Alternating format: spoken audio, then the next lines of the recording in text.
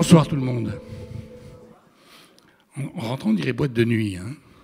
C'est décor boîte de nuit. Ça fait bizarre. Mais c'est pour les confidences.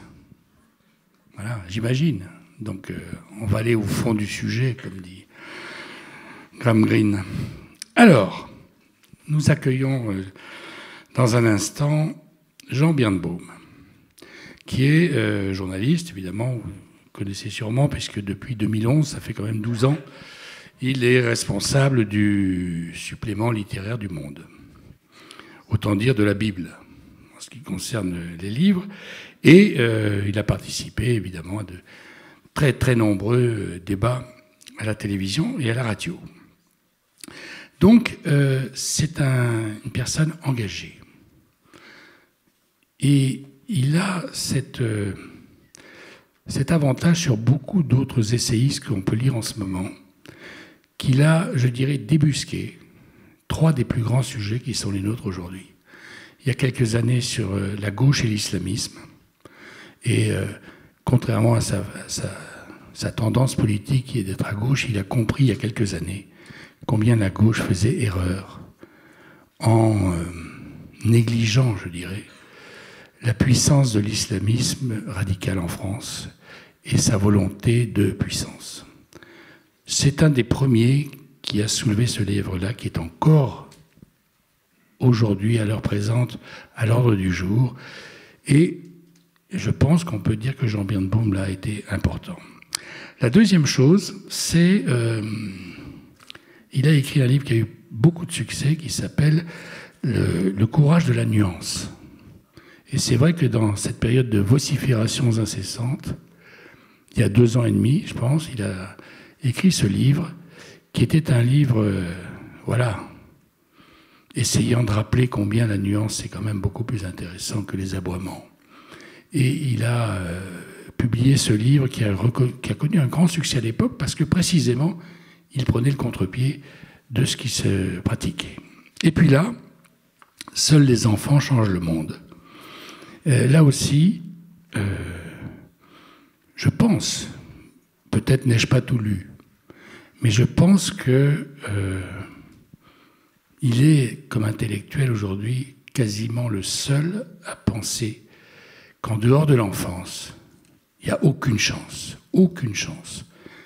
que nous ayons tous un futur agréable.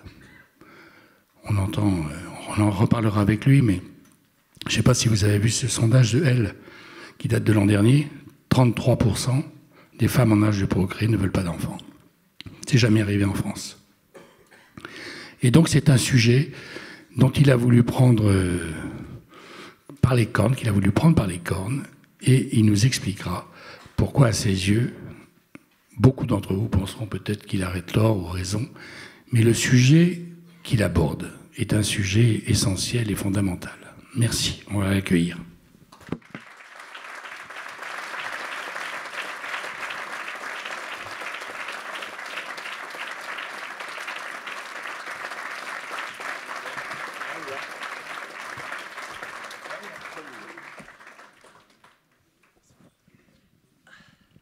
Bonsoir Jean Birnbaum. Bonsoir à toutes et à tous. Merci d'être là. Je suis très heureux d'être au milieu de vous. Là, c'est impressionnant. Ce dispositif c'est vrai, hein. En croix. Alors, merci beaucoup d'être là, parce que on s'est encore parlé que très peu. Ça fait longtemps que j'ai lu du 1er au 3e livre. Et je me suis dit, j'aimerais beaucoup qu'un jour il puisse assister et participer aux rencontres qu'on organise ici. J'en fais d'autres ailleurs, mais je me suis dit, ce garçon, il est quand même... il s'intéresse aux choses de manière précise, fondée. Après mûre réflexion, on sent dans vos livres que, ça ne vient pas de l'humeur du jour. Hein, c'est ça que je veux dire. Et c'est toujours, vous expliquez toujours, quand vous affirmez quelque chose, d'où ça vient, où vous avez puisé le sentiment qui est le vôtre. Et ça change des livres d'humeur, on va dire, qui sont quand même une proportion assez importante de ce qu'on peut lire en ce moment.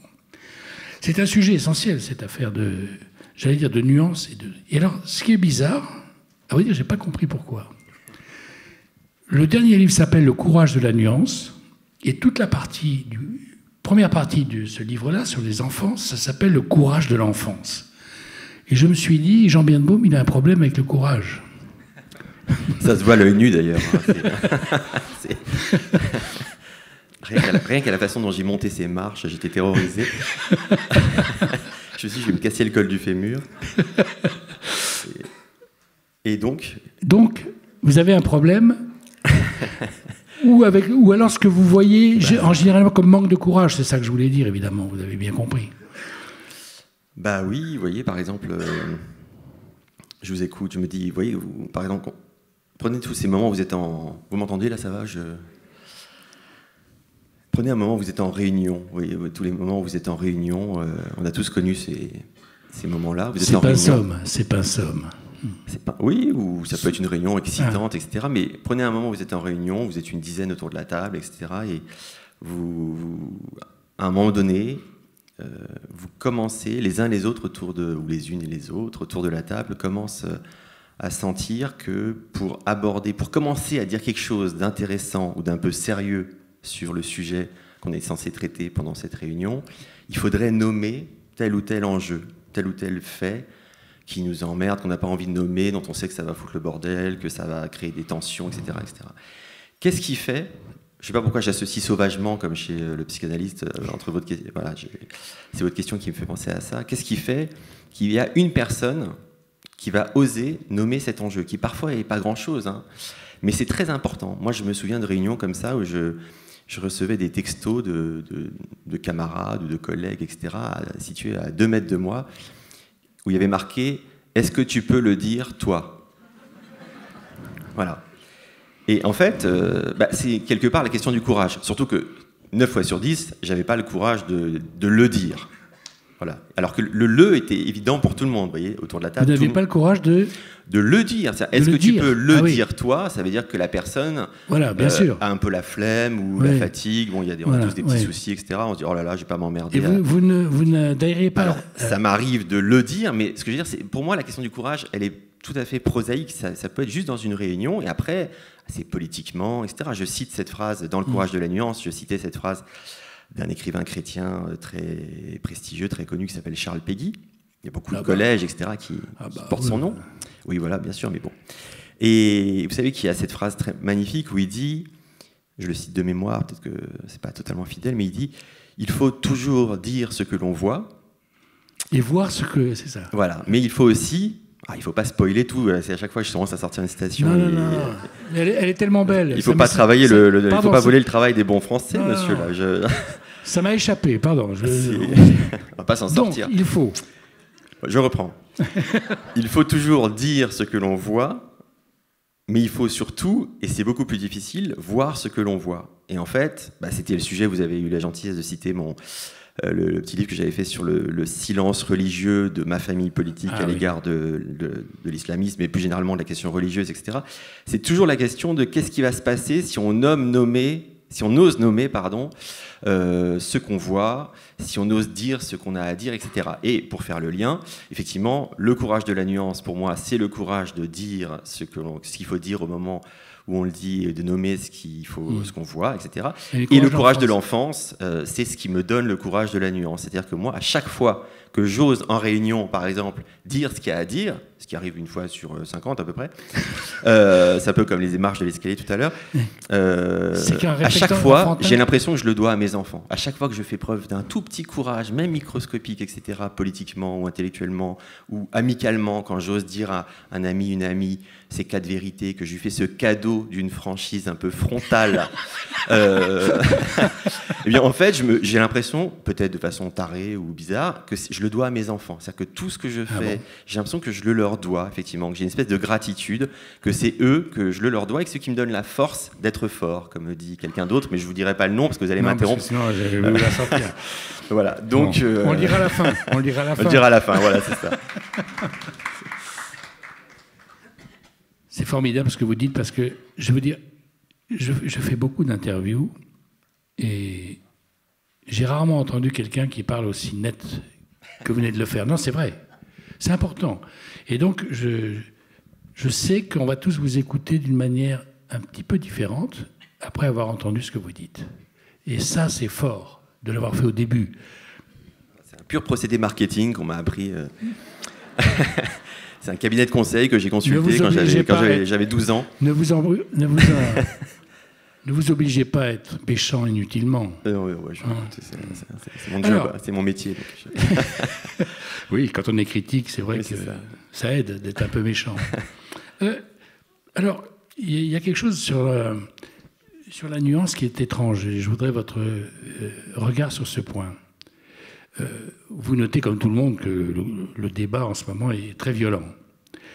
Et ça tombe à une époque, précisément, où jamais par le passé, on ne pouvait avoir aussi facilement l'information. C'est-à-dire, finalement, de voir ce qui est vrai ou pas vrai. Bon. Comment se fait-il que les deux se passent en même temps? C'est-à-dire qu'il y ait cet enfermement que l'on voit tous les jours et cette immense possibilité de se renseigner. Comment vous l'expliquez? Je donnerais, je ne sais pas trop, mais je donnerais deux pistes, deux hypothèses comme ça. La première, c'est qu'en fait, la réalité, dans Le Courage de la nuance, je cite beaucoup cette philosophe qui s'appelle Hannah Arendt. Et oui. Hannah Arendt, elle était là pour témoigner que les gens qui savaient beaucoup de choses et qui avaient beaucoup le temps de réfléchir n'étaient pas du tout les plus nuancés, ni les plus courageux. Puisque quand elle a quitté l'Allemagne en fuyant le nazisme, elle a décidé de ne plus du tout avoir aucun contact avec des intellectuels et de plus se plonger, notamment d'ailleurs dans la question de l'enfance et de la protection de l'enfance, etc. Donc, en fait, on voit bien que, pour moi, ce que j'essaie d'expliquer dans le livre aussi, le courage de la nuance, c'est un rapport avec ce que je disais sur la Réunion et tout. Qu'est-ce qui fait que quelqu'un, à un moment donné, a du courage? En fait, c'est rarement parce qu'il sait beaucoup de choses. Et c'est rarement, et je ne fais pas là du poujadisme anti-intellectuel, etc. C'est juste que, voilà, le XXe siècle, notamment, nous a appris que les intellectuels n'étaient pas toujours les plus courageux et que donc, savoir beaucoup de choses, avoir le temps. Donc, en fait, pour moi, ça n'a pas de rapport, finalement. Vous voyez, ça n'a pas de rapport. Puisque la nuance, ce courage-là, c'est comme une espèce de grâce. C'est pour ça que je préfère citer un chrétien comme Bernanos pour montrer que le courage, oui, c'est une espèce de grâce. On ne sait pas d'où ça vient. Il y a un truc qui se passe. On se jette en avant, comme il dit. On fait face, on se jette en avant, et on ne sait pas à l'avance qui va se jeter en avant et qui va avoir le courage de nommer les choses au moment où il faut les nommer, ou de dire à son ami... C'est pas prévisible, c'est ça que vous voulez dire. Ça n'est pas prévisible, et surtout, ça n'est pas en rapport avec ni l'intelligence, ni la masse d'informations disponibles, etc. En fait, non. Malheureusement, voilà. Et la deuxième chose, mais alors je vais dire un truc un peu déprimant, si vous m'autorisez à le faire, c'est que je pense qu'on vit un moment... très violent, voilà, très violent. Non seulement notre débat public, etc., est très brutal, et on voit sur les réseaux sociaux la haine qui répercute la haine, la mauvaise foi qui prolifère, qui transpire, le débat qui fait place au combat partout, la mauvaise foi, l'émeute comme ça, qui se branle, si j'ose dire, ou qui s'ébranle dans leur mauvaise foi, et donc chacun dans sa petite meute, bien confortablement installé. Mais à l'échelle mondiale, bon, voilà, ça a été dit dès l'ouverture des rencontres, on est dans un moment un peu tendu de tout point de vue. Or, si à nouveau je cite Georges Bernanos, dans les années 30, à un moment qui était aussi un petit peu tendu, il disait « Notre monde... » Vous allez me... Non, vous savez bon. Une fois suffit. Parce que je suis comme dans les soudés passe le bac, j'ai des dents sèches comme ça dans le... Donc, notre monde est mûr pour toute forme de cruauté. C'est-à-dire qu'en fait, il y a presque un truc un peu animal. Quand on voit ce qui s'est passé en Syrie, on fait comme si on avait oublié déjà, mais déjà, ce qui s'est passé en Syrie, un truc vraiment assez marquant dans l'histoire de l'humanité. Ensuite, l'Ukraine, maintenant, ce qui se passe au Moyen-Orient, etc. Donc, en fait, on voit bien que presque d'un point de vue presque animal, je dirais, je dis ça, c'est peut-être complètement à côté de la plaque, mais moi je vois les choses comme ça, c'est-à-dire que je pense que dans des moments comme ça, eh bien, on se tend, on sent que notre monde est mûr pour toute forme de cruauté, et donc qu'est-ce qui se passe? On rentre dans une ambiance de pré-guerre civile, on fantasme la guerre civile ou on la surjoue déjà, et donc qu'est-ce qu'on fait? On ne dit plus les choses aux gens, on se choisit des alliés, on se choisit un ennemi principal, des alliés avec lesquels parfois on n'est pas du tout d'accord ou même qu'on peut haïr, mais qu'on hait moins que l'ennemi principal. On voit bien que sur les réseaux sociaux, ça se passe entièrement comme ça. Et donc il y a toute une mécanique, effectivement, de la montée aux extrêmes. Pardon, après on va revenir à un truc plus rigolo, mais je pense que physiquement, à nouveau, c'est l'émotion, c'est pas les idées, etc. C'est pas les idées. Je pense qu'il y a tout le livre sur les enfants part de l'émotion, du corps, etc. Je pense qu'aujourd'hui, beaucoup de gens, et ça un des aspects dans la société, c'est ça. On sent physiquement que notre monde est mûr pour toute forme de cruauté, et donc on se met en rang serré et on se met en ordre de bataille mentalement pour un truc qui est pas spécialement un univers destiné au pluralisme et à écouter l'autre dans la contradiction. Alors, juste quelques mots, mais vous êtes dans les 3 livres d'ailleurs, enfin dans 2 livres au moins, vous êtes entouré d'une famille de pensée, j'allais dire, que vous citez souvent. Donc j'en ai 2 des 4, il y en a peut-être d'autres, c'est Hannah Arendt, que vous venez de parler, Bernanos, que vous avez déjà cité, Camus et Orwell. C'est quoi cette famille, votre famille intellectuelle, j'entends. Déjà, c'est pourquoi vous êtes proche d'eux et... Parce que, en fait, si vous voulez, c'est une question intéressante. D'abord, j'ai découvert en écrivant les 2 livres que, en fait, j'ai eu de la chance, mais à mon avis, c'est pas un hasard. Les gens que je mobilise pour montrer que la nuance est tout sauf de la mollesse, de l'impuissance, de la naïveté, etc., mais qu'au contraire, c'est quelque chose c'est un combat. Qui est un combat, qui est un courage et qui permet d'être non seulement juste intellectuellement, mais efficace politiquement dans les moments les pires. J'ai découvert que ces gens-là aussi étaient des gens qui avaient un rapport très fort à l'enfance, qu'ils aient eu des enfants ou non. Donc ça m'a fait chaud au cœur.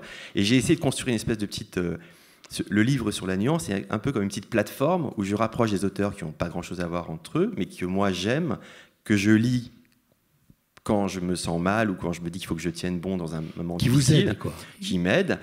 Et j'essaie de créer entre eux des rapports et j'essaie de les donner à tout un tas de gens, voilà, à des lecteurs, des lectrices, dont je considère que c'est une espèce de fraternité souterraine de la nuance, parce qu'il y a beaucoup de gens en fait qui en ont marre du climat actuel, de la violence, etc.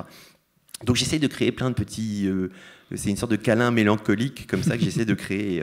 Mais pourquoi ? Je pense qu'un des points communs entre eux, c'est que tous étaient capables de se cabrer contre leur propre famille politique et donc contre eux-mêmes. Bernanos, vous voyez, c'est quelqu'un qui vient pas du tout de la même famille politique que moi. C'était quelqu'un qui à l'origine était maurassien, royaliste, etc. Donc catalogué clairement à l'extrême droite aujourd'hui, en tout cas dans sa jeunesse, mais c'est quelqu'un que je mets en exergue de tous mes livres, en fait, parce que c'est quelqu'un qui a fait un geste incroyable, qui a été capable, à un moment, justement, de voir ce qu'il y avait à voir et de dire ce qu'il y avait à dire pendant la guerre d'Espagne, et donc de se foutre à dos toute sa famille politique. Et comme la gauche le considérait comme un fasciste, de toute façon, il ne pouvait pas les avoir. Donc il s'est retrouvé tout seul. Donc tous ces gens sont des gens qui sont très solitaires, mais j'essaie de créer entre eux une petite troupe comme ça pour qu'ils se réchauffent un peu, qu'ils se serrent les coudes, et de leur trouver plein d'amis, voilà, dans cette salle ou dans la librairie, etc. Et donc, ils ont ce point commun-là. Vous avez réuni une famille de solitaires. Voilà. Une famille de solitaires, c'est des gens qui tous, parce qu'ils ont voulu décrire le réel dans ses contradictions, nommer les choses telles qu'elles étaient, se mettre à dos les fanatiques de toutes les couleurs parce qu'ils ne voulaient pas voir le monde en noir et blanc, tous se sont retrouvés tout seuls, mais tous ont eu, en fait, quand on voit avec le recul, ils ont eu raison, ils ont tenu bon, ils se sont très bien comportés. Donc j'essaie de créer entre eux une petite fraternité.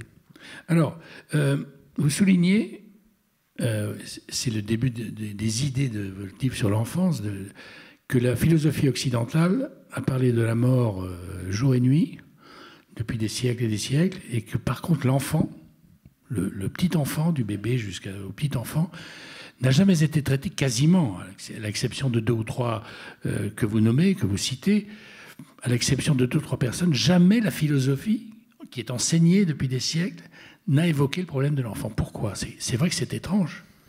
Je ne sais pas trop pourquoi, mais c'est vrai que...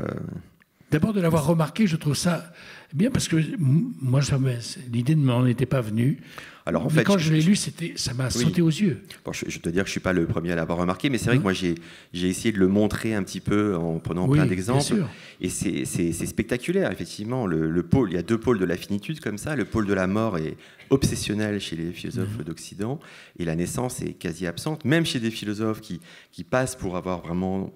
travailler sur les enfants ou décrire les enfants, même Rousseau, etc. En fait, on voit que le sujet, c'est quand même comment en sortir, quoi. Que l'enfant, c'est le bébé, c'est toujours un truc défectueux, qui n'est pas un être humain accompli, etc. C'est un mauvais moment à passer, quoi. En tout cas, voilà. Et donc, c'est comment en sortir toujours. Et ben, je ne sais pas pourquoi, mais c'est vrai que c'est spectaculaire. Et moi, comme je suis un petit faillot de base, avant de faire ce livre, j'ai vu pas mal de philosophes que j'admire, à qui j'ai posé la question. Je leur ai dit, mais est-ce que vous connaissez des philosophes qui ont travaillé sur ces sujets, qui ont parlé du bébé, qui ont pris en compte le bébé dans sa présence, dans sa singularité, dans sa présence tellement énigmatique, tellement bouleversante, etc. Et tous m'ont dit, ah bah non, en fait, non, je vois pas. Non, c'est un vrai sujet. Non, il faut faire un truc. Donc, je me suis dit, bon, bah, je vais essayer avec mes petits moyens à moi. Mais c'est vrai que... et c'est d'autant plus bouleversant ou intriguant. C'est ce que je dis, c'est que... Bah, si la philosophie telle que Platon, Socrate la définissent, si le philosophe tel que Platon le présente à travers Socrate, c'est celui qui vous pousse, qui vous bouleverse, qui vous montre que vous savez rien, qui vous pousse dans vos retranchements, qui vous oblige, qui vous fait perdre vos repères et qui vous oblige à déclarer je ne sais rien.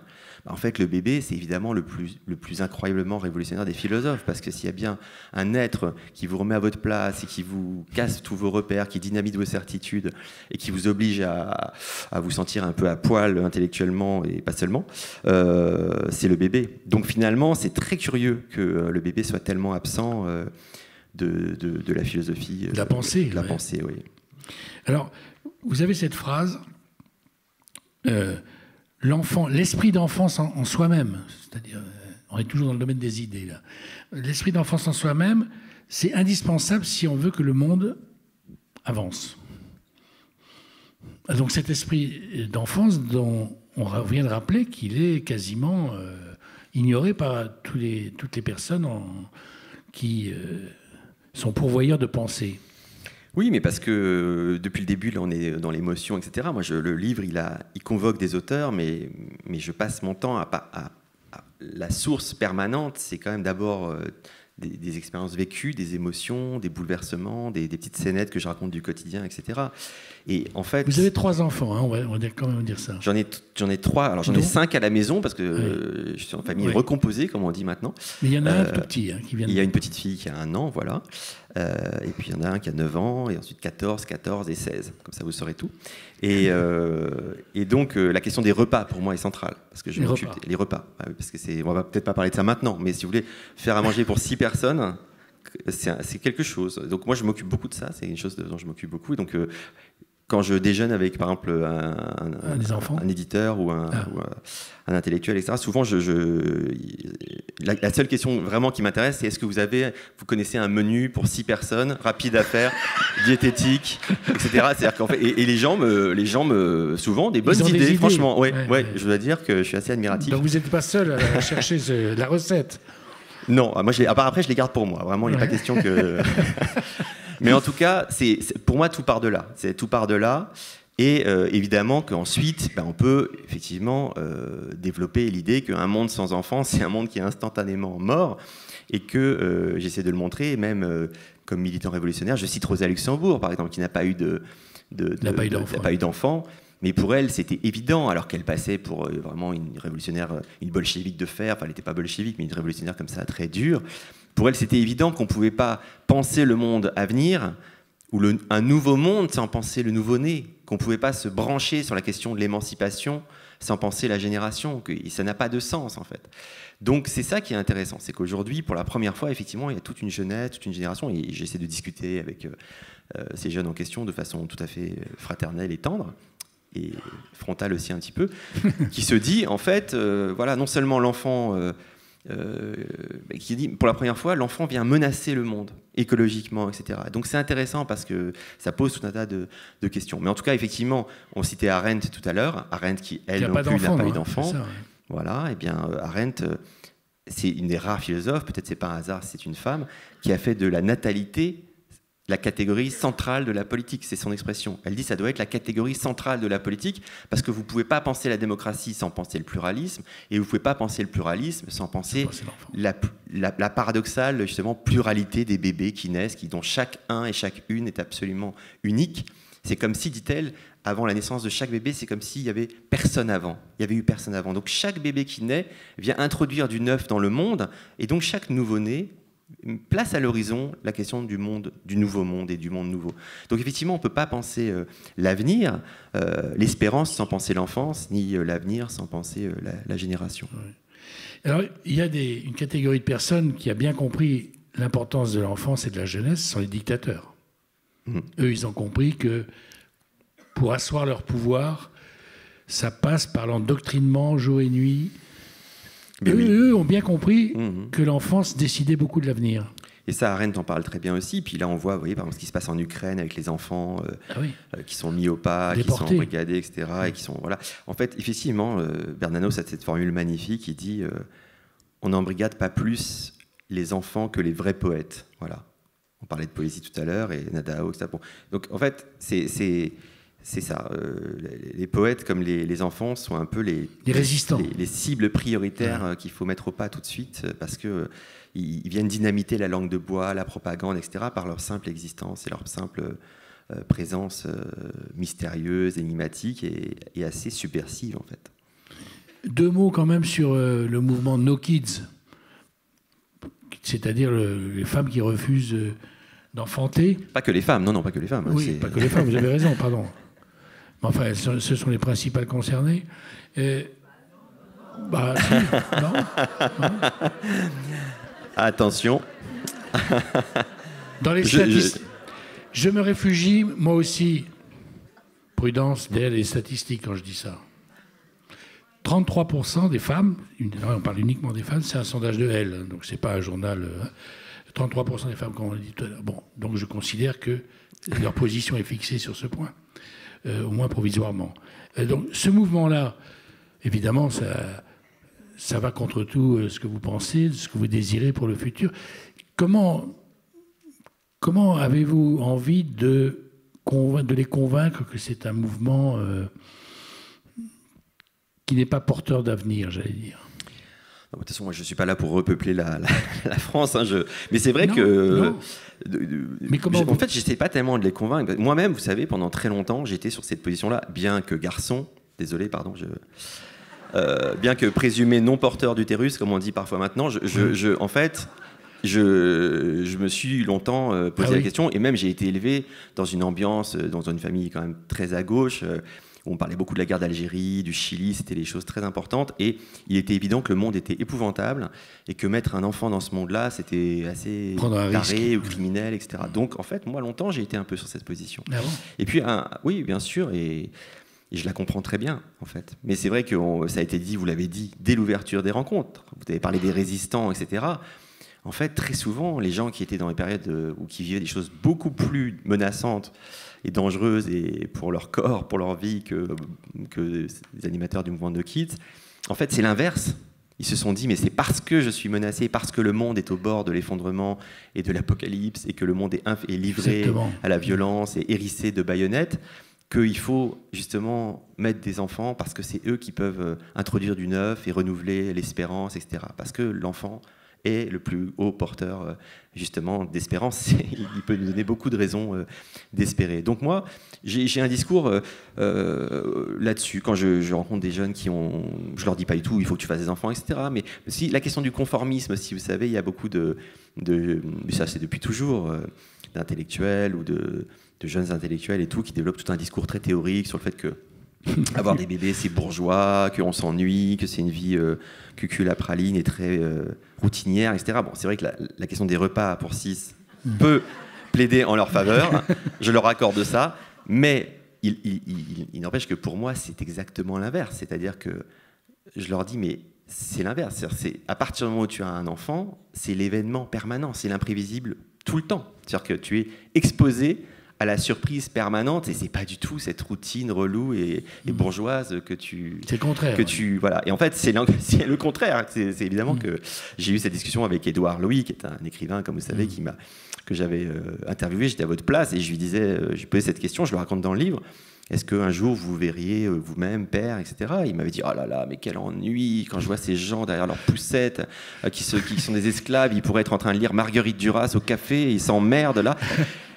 Bon, évidemment, ça me parlait en partie, mais en fait, pas du tout. Réellement, je me disais, oh là là, mais on est tellement sur d'autres planètes différentes.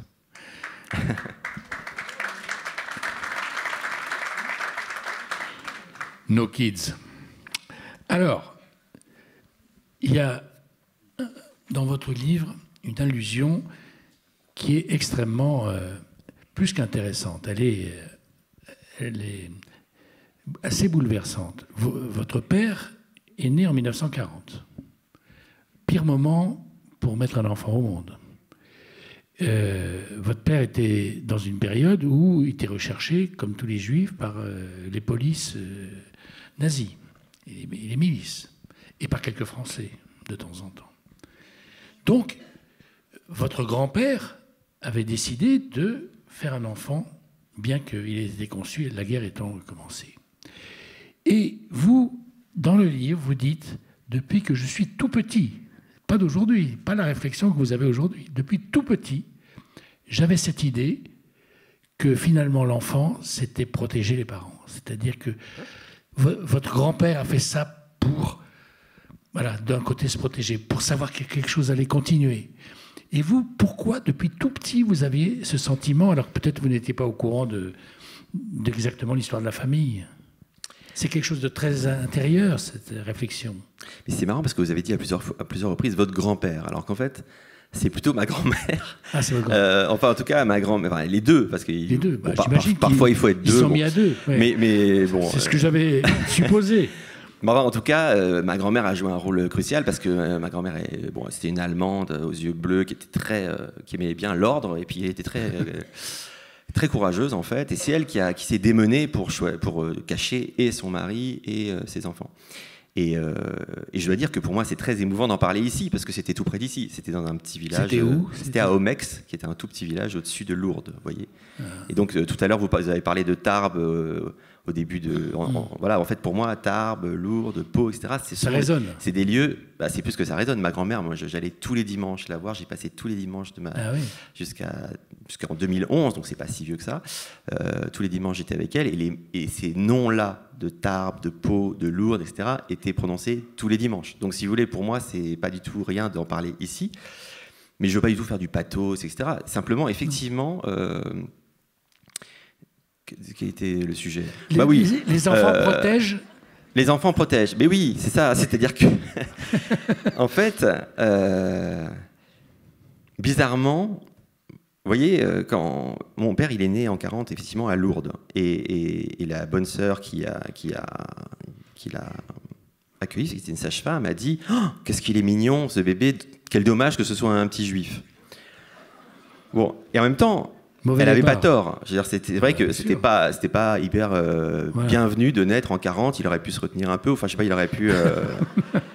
En tout cas, c'est vrai qu'ensuite, ma grand-mère a passé son temps. Elle m'a toujours raconté. Alors, elle les a cachés à Argelès. C'est pas tous les mots-clés, c'est aussi tous les noms des endroits où elle a essayé de les cacher, où ça n'a pas marché, etc. Et un jour, elle était un peu désespérée parce qu'elle ne trouvait pas. Elle était à Lourdes. Et elle a demandé dans un magasin, vous savez, où on vend les objets de rituels, de culte, etc. De piété. Voilà, de piété. Elle a demandé à une femme qu'elle aimait bien là-bas, parce qu'ils étaient déjà cachés à Lourdes, mais voilà, et elle a dit, elle avait confiance en elle. Elle lui a dit, est-ce que vous connaissez quelqu'un de confiance, voilà, qui aurait ce courage-là? Ouais. Et la dame lui a dit, écoutez, je connais une vieille paysanne formidable qui s'appelle Félicie, qui vient régulièrement de son village. Elle prend le linge dans les hôtels, etc. Elle les emmène dans son village, elle les lave, et puis elle les ramène, etc. C'est son métier. C'est une femme formidable. Elle a une fille, un gendre, qui n'ont pas d'enfants. C'est des gens formidables aussi, de confiance. Je pense qu'ils sauraient faire les choses discrètement, etc. Et donc, elle a rencontré cette Félicie. Et ensuite, c'est donc ces deux paysans, Maria et Fabien, que j'ai très bien connus. J'allais chez eux quand j'étais petit, donc tout près d'ici. Qui ont caché mon père et sa sœur, et ils ont fait ça avec beaucoup de courage, parce qu'un jour les Allemands sont venus, ils ont sorti tout le monde, les enfants, etc. Ils ont dit ce sont mes enfants, etc. Donc ils ont été très très forts. Et c'est vrai qu'avec le recul, j'ai eu cette espèce de sensation, mais à nouveau on n'est pas du tout. Tout le livre est construit avec des auteurs, mais à chaque fois je pars de sensations solides. C'est pas du tout des idées en fait. Les idées mènent le monde, mais elles les mènent d'autant mieux qu'elles sont incarnées et qu'elles prennent leur source dans de l'émotion, dans de la sincérité, etc. Et donc j'ai eu moi depuis toujours cette espèce d'évidence que ma grand-mère les avait cachés pour les sauver, mais qu'elle était sûre et certaine que les sauver, c'était se sauver elle-même, c'était sauver la continuité des générations, c'était résister quelque part à une machine de mort, etc. Parce que mon père a retrouvé les archives avec toutes les enquêtes. C'est dingue d'ailleurs de voir que des gens étaient mobilisés, des policiers et tout, pour, avec parquet, on sait où ils sont, on va bientôt les trouver, etc. Pour des enfants qui n'étaient pas très grands, qui étaient un peu ridicules, enfin, qui n'étaient pas très menaçants. Enfin, pas menace. Voilà. Donc c'est assez impressionnant de voir ces archives-là. Mais je pense que ma grand-mère avait cette sensation solide déjà et que j'ai été élevé là-dedans. Et aujourd'hui, de façon peut-être totalement à nouveau bizarre et fantasmatique, comme je le disais tout à l'heure pour le courage, j'ai toujours l'impression que je suis sous la protection de ces anges gardiens que sont les enfants. Vous voyez, par exemple, pour dire des trucs à la fois complètement nuls, mais quand je suis... par exemple, je fais du ski. Vous skiez bien, vous? Non. Voilà. Bon. Mais je regarde les gens qui skient bien. Bon, moi, je skie pas mal, je fais ce que je peux, quoi. Mais quand je skie seul, j'ai toujours peur à nouveau de me casser le col du fémur, comme tout à l'heure avec les marches. Et quand je skie avec mes enfants, j'ai toujours l'impression que je pourrais tout faire parce que je m'occupe d'eux. Enfin, vous êtes très nombreux à avoir cette sensation-là. De toute façon, je ne parle que de choses qu'on est très nombreux à ressentir. Et ben, c'est comme ça. Et, bon, ça n'a rien à voir avec 1940, mais chacun son risque, hein, c'est ça. Mais si vous voulez, voilà, je pense que peut-être il y aura des choses plus compliquées qui vont venir dans les années qui viennent. Je ne sais pas. Dieu préserve. Mais en tout cas, j'ai l'impression que c'est les enfants qui nous portent plus que nous qui les portons. Alors, on a dit que vous étiez un intellectuel. Je pense que tout le monde l'a bien compris, il l'a bien vu, il l'a vérifié en vous entendant. Ce cerveau est quand même assez bien constitué. Et alors, quand l'enfant naît, vous avez cette phrase dans le livre. Vous parlez de votre dernier enfant, donc il y a une fille qui a donc 1 an maintenant. Rencontre décisive, hallucinante, énigmatique avec le bébé. Ce sont des mots, voilà, assez vieux. Vous avez reçu un choc assez important pour utiliser ces mots par écrit. C'est un choc qu'on a hallucinante, énigmatique et décisive. C'est-à-dire que rien ne sera après comme avant. C'est ça que ça veut dire, décisif. Bah oui, bien sûr, mais bon, je suis pas. On est très nombreux à ressentir ça. Simplement, si vous voulez, la différence, c'est que moi, c'est vrai que écrire voilà, c'est ça. C'est qu'en fait, l'écrire tout de suite, c'est tellement cucu que. Non, c'est pas cucu. En fait, on se dit, mais c'est ridicule, tocard, et en partie, il faut admettre la chose. Mais bien sûr, on est très nombreux à ressentir ça. Et vous voyez, ce matin, par exemple, ça n'a aucun intérêt ce que je vais dire, mais ce matin, comme ma fille dort pas bien en ce moment, etc., pour des raisons, évidemment, elle s'inquiète, l'Ukraine, tout ça. Et donc, en fait, ce matin, donc on l'a mise dans « il faut jamais faire ça, ne le répétez pas », c'est marqué qu'il faut jamais faire ça. On a mis un petit lit parapluie à côté de notre lit, elle dort à côté de nous en ce moment, ce qu'il ne faut jamais évidemment faire, il ne faut pas le répéter à Françoise Dolto et aux autres. Et donc, ce matin, on dormait, et on entend vers 6h50, on entend crocodile, crocodile. Puis elle se met à chanter un crocodile, vous savez, un crocodile. Je chante très mal. Et alors, et en fait, bon, voyez, j'avais dit que ça n'avait aucun intérêt ce que j'allais raconter. Je vous avais prévenu. Mais en fait, pendant des mois, vous savez, elle faisait elle avait inventé une sorte de son qui venait du fond de la gorge comme ça. Et en fait, à chaque fois, c'est la question des premières fois. Je parlais tout à l'heure du nouveau monde et du nouveau-né. Chaque bébé, elle n'est pas du tout... bien sûr, c'est ma fille, elle est formidable, mais enfin, tous les bébés sont incroyablement inventifs. Et cette question des premières fois, et que chaque son inventé, à chaque fois, c'est une langue. Assister à la naissance d'une langue, voir la première fois que les doigts... C'est une langue, pour vous, c'est une langue. C'est évidemment une langue, pas pour moi, c'est une langue objectivement. C'est une langue, oui. Si Dieu l'entend et il pense que c'est une langue, enfin je pense, on verra. Mais en tout cas, vous voyez, la première fois que les doigts d'un bébé se referment sur un objet, enfin toutes les premières fois hallucinantes, effectivement, parce qu'en plus, chacune de ces premières fois incroyablement banales, eh bien, chacun et chacune d'entre nous les a vécues autrement et chaque bébé les a offerts autrement. Donc bien sûr, c'est incroyablement bouleversant et hallucinant parce qu'à chaque fois, c'est inattendu. Avec, à nouveau, c'est comme ce truc de l'ennui dont je parlais tout à l'heure et du café, de Marguerite Duras, etc. Mais tous les gens qui pensent qu'on veut faire un autre soi, etc. Mais quiconque a eu un bébé ou même fréquente les bébés sans en avoir eu, voit bien que on croit faire un autre soi et qu'on découvre absolument un tout autre total, tout de suite qui vous envoie paître et qui vous dit mais pas du tout, je ne serai pas celui que tu crois ou celle que tu crois. Donc, en fait, oui, je pense que c'est très banal de le dire, mais à partir de là, j'essaie simplement d'en faire aussi une ressource politique, si vous voulez. Une ressource politique, pas au sens de ce que je vais voter, etc., mais du courage et de la capacité à faire face à nouveau dans l'histoire, dans la vie, etc. Vous avez des lignes très forte sur le fait de toucher.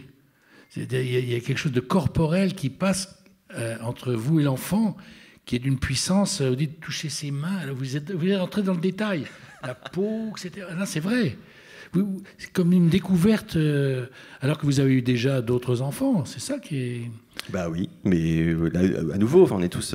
Oui, par exemple, moi je pense que le pot à pot, qui est une... Je ne sais pas depuis quand on fait des pots à pot au moment de l'accouchement, mais je pense que c'est très politique aussi, le pot à pot. C'est-à-dire le pot à pot est politique. Pourquoi politique ? Parce que ça vous... Politique au sens très noble. C'est-à-dire que le pot à pot, effectivement, c'est tout de suite... C'est toujours pareil en fait, les bébés, quand on en parle, par exemple, là je suis en train d'en parler, c'est un peu ridicule, mais tout ce qu'on peut dire n'a rien à voir avec ce qui se passe quand un bébé surgit dans votre vie, que ce soit le vôtre, quelqu'un d'autre, etc. Et le pot à pot, c'est la même chose, c'est ce moment où vous vous êtes fait tout un film avant la naissance, pendant des mois et des mois, vous avez fait plein de discours sur le père, la mère que vous allez être, etc. vous avez fait des cours, vous avez appris à respirer pour l'accouchement, etc. Et puis ça surgit. Et puis ça n'a rien à voir. Et donc le pot à pot, c'est ce moment où vraiment vous sentez très très profondément que tout est bouleversé, que plus rien ne sera comme avant, et que vos idées, surtout vos stéréotypes, vos préjugés, vous avez la possibilité de les dynamiter. Ça ne veut pas dire que vous allez le faire. On peut avoir des enfants et rester très cons, c'est peut-être mon cas d'ailleurs. Mais en tout cas, c'est une possibilité qui vous est offerte. J'ai trouvé, pour reprendre le mot du début, assez courageux qu'un intellectuel qui est lu, qui est connu de tous les auteurs, qui juge les uns et les autres, prenne le risque d'écrire ce livre. C'est-à-dire, il se rend compte que ce garçon qui juge les bouquins, qui dit ça c'est intéressant, ça c'est à jeter, considéré comme impuissant. C'est impuissant dans le domaine littéraire. Mais bien sûr, on n'est pas responsable des pages littéraires du monde sans avoir un certain statut, j'allais dire. Se découvrir comme vous le faites, ne rien masquer des émotions qui sont les vôtres. Rentrer dans le détail. Vous avez pensé, peut-être que... Non, vous n'avez jamais se dit, est-ce qu'il faut dire tout ça avec tous ces intellos qui m'entourent et qui vont être bizarrement étonnés? Je pense que ça suscite le sarcasme pour beaucoup de gens, et ils ont peut-être raison d'ailleurs, hein, mais c'est vrai que...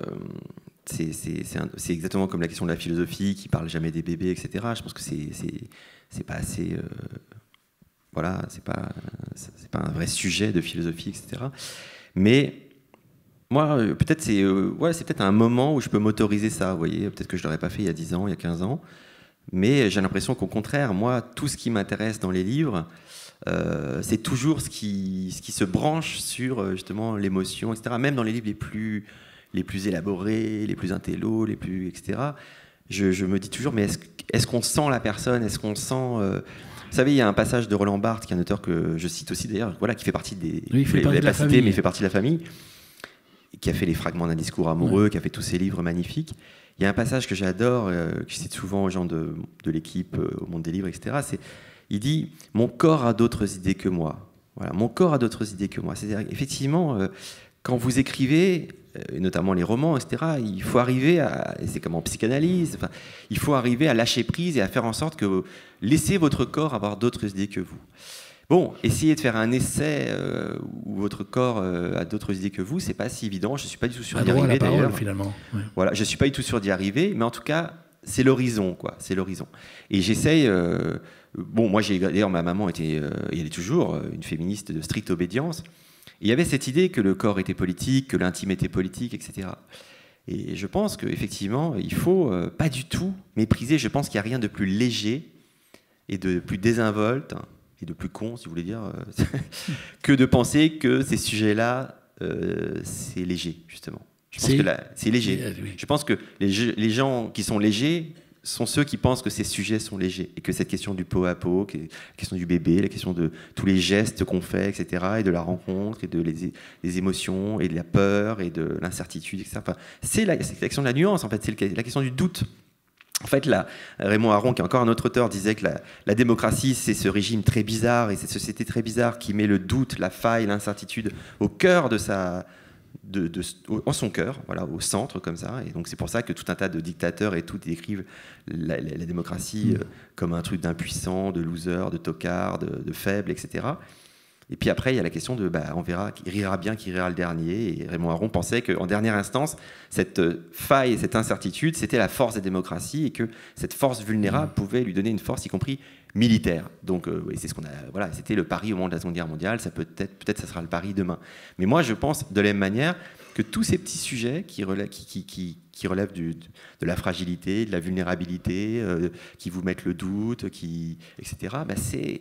C'est très important et c'est très, très urgent de les affronter et d'en faire une force. Un dernier mot. Il y a un mot que vous n'utilisez pas pour l'enfance, c'est le mot mystère. Et comme vous êtes un orfèvre des mots, je me suis dit, pourquoi ils n'utilisent pas le mot mystère? Un enfant, c'est mystérieux. C'est-à-dire, on comprend pas. Et vous dites à un moment dans le livre, tous ceux que j'ai entendus tenir des raisonnements sur les enfants et tout ça, tout disparaît en une seconde lorsqu'il voit l'enfant et qu'il le touche. Tout le raisonnement qui date des années, n'importe quoi. Ça disparaît à l'instant même où l'enfant est là, où il le rencontre. Ben oui, mais alors je n'utilise pas le mot mystère, je cite Hannah Arendt qui, elle, parle du miracle qui sauve le monde. Voilà, elle dit que c'est un miracle qui sauve le monde, que chaque enfant est un miracle qui sauve le monde. Et c'est une formule d'autant plus belle que Hannah Arendt donc, n'a pas pu avoir d'enfant. Et que pour elle, en fait, décrire la puissance subversive de l'enfant, c'était aussi rompre avec les intellectuels dont je parlais tout à l'heure. C'est-à-dire tous ceux qui méprisent l'enfant, qui font des grandes théories, etc., mais qui sont coupés de la vie, en réalité, qui sont coupés de la vie, et dont la lâcheté est liée à cette coupure et à cette déconnexion par rapport à la vie. En tout cas, c'est ce que Arendt, finalement, c'est ce qu'on comprend. Vous voyez, comme j'ai dit que j'étais un faillot tout à l'heure, quand je voyageais... Pour venir ici tout à l'heure, pour venir, j'ai relu un passage de Bernanos, enfin j'ai lu un texte de Bernanos, et je suis tombé sur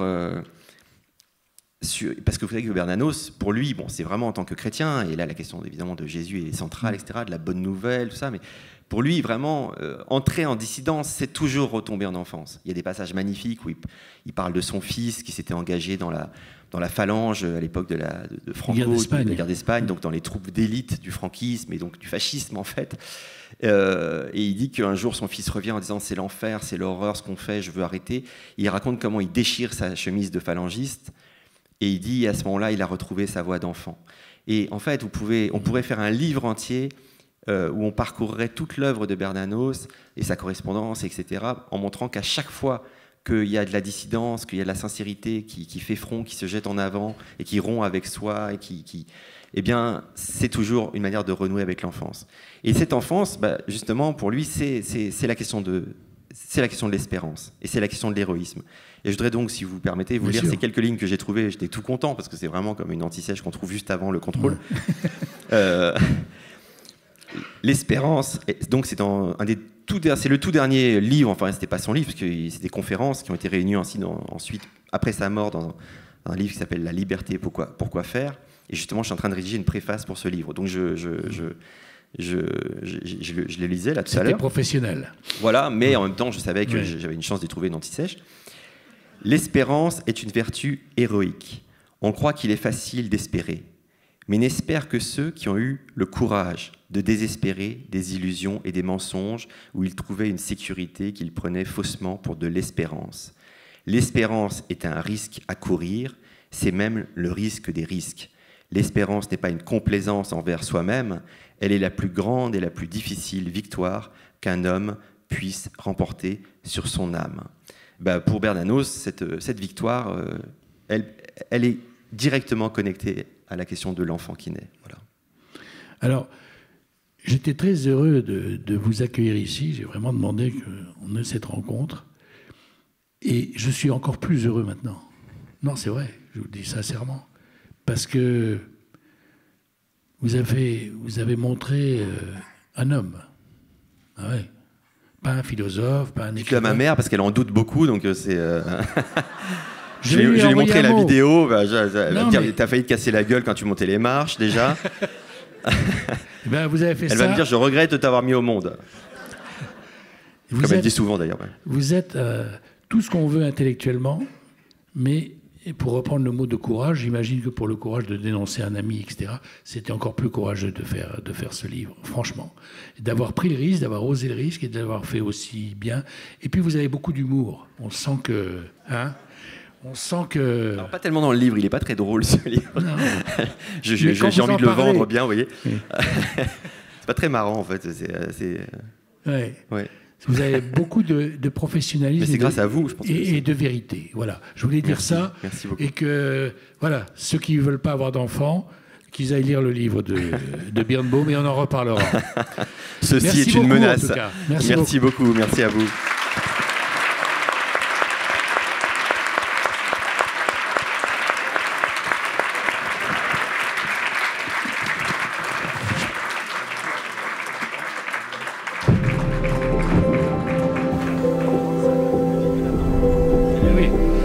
Donc, pour ceux qui ont envie de savoir 2-3 choses sur l'enfance, Jean Birnbaum, c'est dans la salle et il dédicacera les livres pour ceux qui voudront acheter ce livre. Franchement, moi j'ai eu des enfants aussi. Je dois dire qu'en lisant Birnbaum, je dis que j'ai mal fait mon boulot au début. J'ai des regrets. Mais non, allez. Voyons. Merci.